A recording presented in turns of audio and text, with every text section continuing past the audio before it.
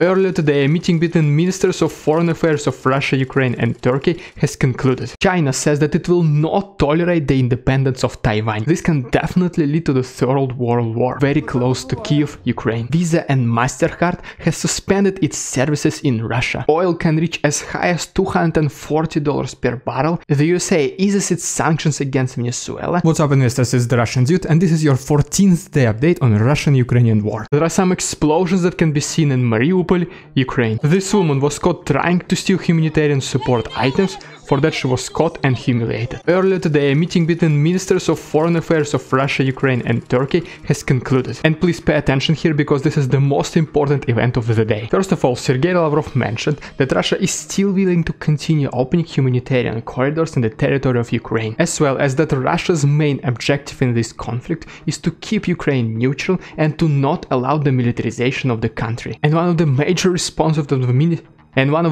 responses of the Minister of Foreign Affairs of Ukraine, Dmitry Kuleba, was that just like President Zelensky, they are not feeling optimistic towards NATO anymore. Lavrov also mentioned that Russia wants explanations about what America was doing with these bioweapons on the territory of Ukraine. And he also mentioned that he does not personally believe that this conflict will become a nuclear war. Next thing Sergei Lavrov mentioned is that those countries that sent weapons to Ukraine must be held responsible for these actions in the future. And in regards to the state of the economy of Russia, he said that you should not worry about this, because the Russians will take care of this internally. As a result of these negotiations, unfortunately, no progress in cease of fire was accomplished. But both Sergei Lavrov and Dmitry Kuleba mentioned that it is a possibility for both presidents of both countries, Vladimir Putin and Vladimir Zelensky, to meet and discuss things personally. And according to the Ukrainian media, these are 6 ultimatums that Russia gave to Ukraine. First of all, Ukraine must remain neutral and not join NATO. Second, Russian language must be recognized as official second language. And if you want to continue receiving such daily updates, make sure to like this video and subscribe to my channel. Also, feel free to share this video with your friends. Thanks so much, and let's continue. Third, Ukraine must recognize Crimea as a part of Russian territory. Fourth, Ukraine must acknowledge the independence of Lugansk and Donetsk. Fifth is that all Nazistic actions, Nazistic groups and Nazistic people must be outlawed in Ukraine. And sixth is the demilitarization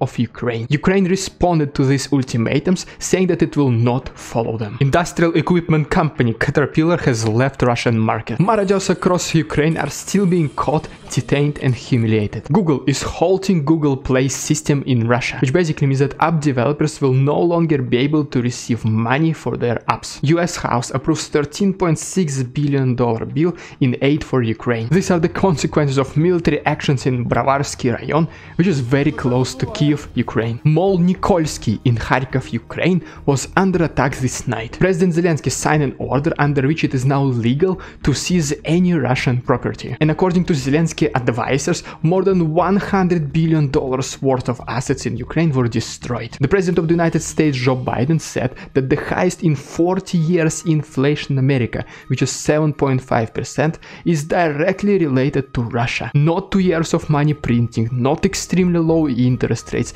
but sanctions against Russia are responsible for this inflation. IELTS cancelled all the examinations in Russia, and registration fees will not be refunded. And for those of you who do not know what IELTS is, this is an English language exam which is required for students to study abroad. Ex-member of Security Service of Ukraine, Dmitry Demyanko, was killed earlier today. He was suspected in treason. According to Bloomberg, oil can reach as high as $240 per barrel if more countries join sanctions against Russian oil. The representative of European Union, Josep Borrell, asked countries to not be directly involved in Russian-Ukrainian conflict, because according to him, this can definitely lead to the Third World War. Western Union has stopped its services in Russia and Belarus. One of the Russian companies, Rusagra, has cancelled its previously unpaid dividends as long as all future dividends. And this is just the second big company in Russia which already cancelled its dividends, which I'm sure there'll be more to come, which is, in my opinion, is not such a good thing for the Russian stock market,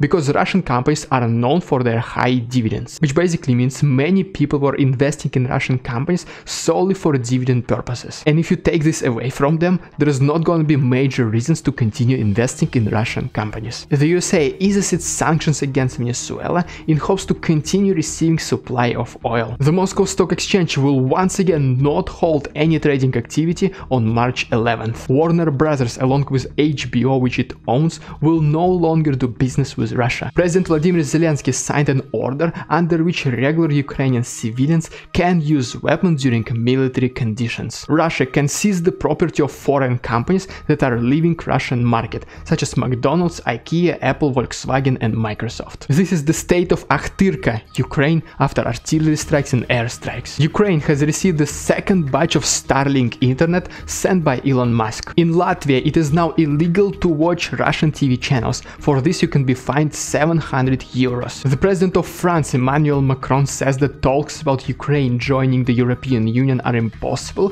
for as long as there is a war. This is the inflation in Russia, which according to the most recent readings has reached 10.4%. Mars, along with its all sub-brands, has stopped doing business with Russia. Uniqlo said that it will be closing its stores in the nearest future in Russia as well. Residential buildings in the Independent Republic of Lugansk, recognized by Russia, was earlier under attack. This is how some streets in Mariupol, Ukraine look like. This video shows the size of the explosion crater in Ukraine. TikTok superstars are teaching you 5 dances which you can do to help Ukraine fight Russia. I mean, that's TikTok, I wouldn't expect much. Lines of people who are trying to get cash from ATMs in St. Petersburg, Russia. Disney to pause all of its business in Russia. Gas prices in Europe went all the way from 3,800 down to somewhere around 1,400. As of today, it is official that Visa and MasterCard has suspended its services in Russia, which basically means that cards that are issued on the territory of Russia can still be used inside Russia, but they cannot be used anymore outside of Russia. Toyota has suspended the manufacturing and export of its vehicles to Russia. YouTube has suspended all the ways to monetize your content for Russian creators. In the past it was just the Google AdSense, but now it's everything: YouTube Premium, YouTube subscriptions, YouTube donations. The Prime Minister of Canada, Justin Trudeau, announced